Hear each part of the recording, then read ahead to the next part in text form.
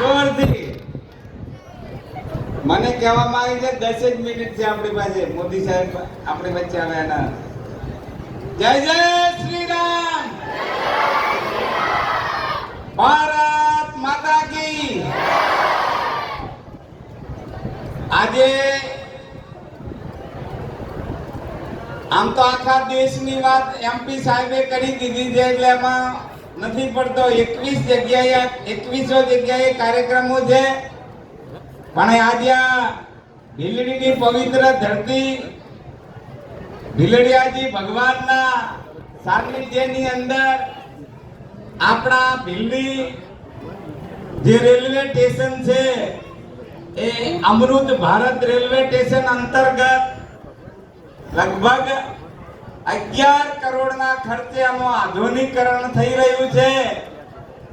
અને આનું આપણા યશસ્વી વડાપ્રધાન આદરણીય મોદી સાહેબના વરદ હસ્તે ઈ ખાતમુહૂર્ત શુભારંભ થઈ રહ્યો છે.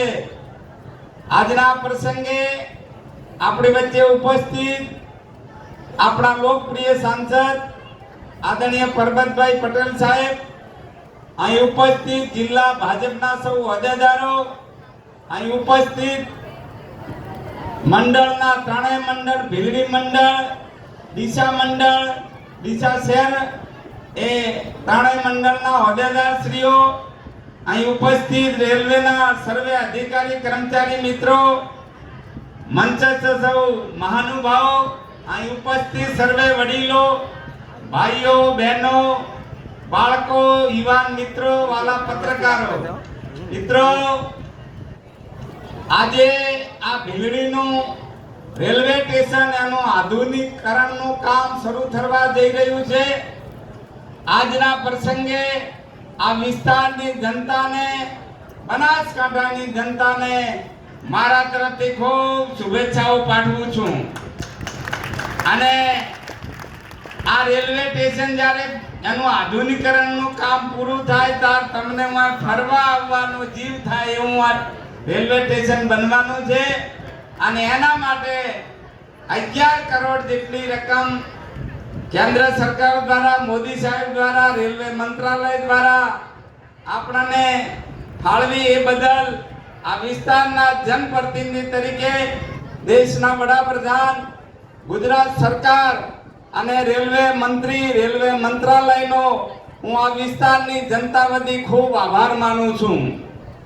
અને મિત્રો, મને કહેતા આનંદ થાય છે કે ભીલડી થી લુણી સુધીની railway line, double railway line નું કામ એ 3.5 કરોડના ખર્ચે 2029 સુધી પૂરું થાય એની પણ સરકારે જાહેરાત કરી છે, એનો નિર્ણય કર્યો છે.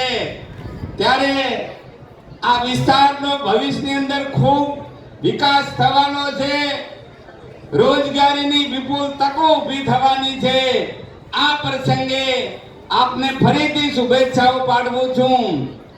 અને આ તમારો જે કોયલાનો ફાટક છે એમાંથી પણ ઝડપી મુક્તિ મળે એના માટેના મારા પ્રયત્નો ચાલુ છે. હું ભગવાનને પ્રાર્થના કરું કે એમાં પણ આપણને વહેલી સફળતા મળે.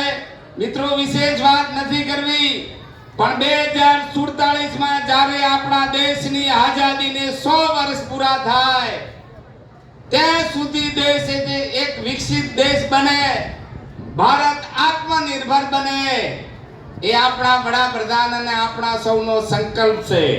સંકલ્પ એટલે મક્કમ નિર્ધાર.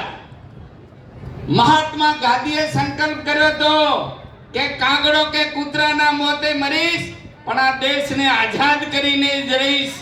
તો જે અંગ્રેજોનો સૂરજ નતો આથમતો એ અંગ્રેજોએ પણ આ દેશ છોડીને ચાલ્યા જવું પડ્યું હતું.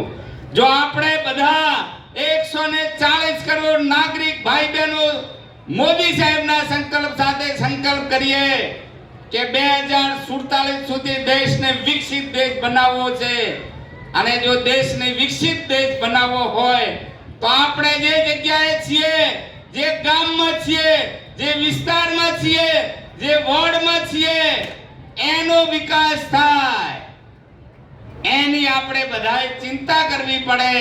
અને સહિયારા પુરુષાર્થ થકી શ્રીમદ ભગવદ ગીતામાં કૃષ્ણ ભગવાન ખુદે કહ્યું છે કે સંગ શક્તિ કળિયુગે, કળિયુગની અંદર બધા જ લોકો ભેગા થઈને જે કામ માટે પ્રયત્ન કરશે, ભગવાને કીધું કે આમાં મારી હાજરી હશે. અને જો આપણે બધા સાથે મળી અને દેશને વિકસિત દેશ બનાવવા માટે પ્રયત્ન કરીએ તો આ દેશને વિકસિત દેશ બનાવતા દુનિયાની કોઈ તાકાત રોકી નહીં શકે. મિત્રો, આઝાદી વખતે જે સમસ્યાઓ આપણને વારસામાં મળી હતી, કાશ્મીરમાં 370મી કલમ, અયોધ્યામાં રામ મંદિરનો વિવાદ, ગરીબી, બેરોજગારી, નિરક્ષરતા, ગંદકી, આ બધા જ પ્રશ્નો આઝાદી વખતના પ્રશ્નો છે. અને બધા જ પ્રશ્નો ઉકેલવામાં નરેન્દ્રભાઈ મોદી સાહેબ ની સરકાર સફળ જઈ રહી છે. અને મોદી સાહેબે દિલ્હીના રાષ્ટ્રીય અધિવેશનમાં કહ્યું હતું, એ વાત મારે આપને કરવી છે કે આગામી 5 વર્ષ એ આપણા સૌના માટે મહત્વના છે. આ 5 વર્ષ એ જે ધરતી ઉપર આપણે જન્મ લીધો છે, જે ધરતીનો આપણે ધાવણ થયા છીએ, એ ધરતી માતાનું ઋણ ચૂકતે કરવા માટેનો સમય છે. તો આવો આપણે સૌ સાથે મળીને નરેન્દ્રભાઈ મોદી સાહેબની આગેવાની નીચે આગામી સમયની અંદર તમામ ગુજરાતીઓ એક થઈ અને મોદી સાહેબના નેતૃત્વને મજબૂત કરી અને 2047 સુધી ભારત વિકસિત દેશ બને. ભારત વિકસિત દેશની સાથે આપણો વિસ્તાર પણ વિકસિત બને, આપણા વિસ્તારનો એક એક ગામ વિકસિત બને, આપણા વિસ્તારનો એક એક મોહલ્લો વિકસિત બને. એનો સંકલ્પ કરીએ એવી આપની પાસેથી અપેક્ષા રાખું છું. આપ સૌનો આભાર. ભારત માતા કી જય.